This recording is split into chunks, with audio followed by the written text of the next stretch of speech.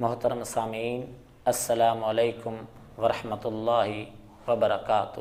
حفاظ کرام کے لیے عظیم خوشخبری، انمول تحفہ۔ جن حافظوں کو قرآن کریم کو یاد کرنے کے بعد قرآن کریم بھول جاتا ہے، ان کے لیے انمول تحفہ۔ حضرت مغیرہ بن شعبہ رضی اللہ تعالی عنہ سے امام بہقی کی شعب الایمان میں روایت موجود ہے کہ جو بچہ قرآن کریم کو بھول جاتا ہے، وہ رات سوتے وقت سورہ بقرہ کی 10 آیات تلاوت کر کے سوئے تو قرآن کریم ہمیشہ کے لیے یاد ہو جاتا ہے، بھولنے سے محفوظ ہو جاتا ہے۔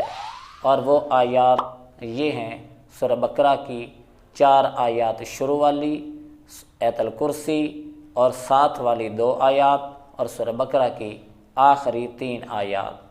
جو بچہ رات سوتے وقت ان کو پڑھ کر سوئے گا، اس کو قرآن کریم نہیں بھولتا۔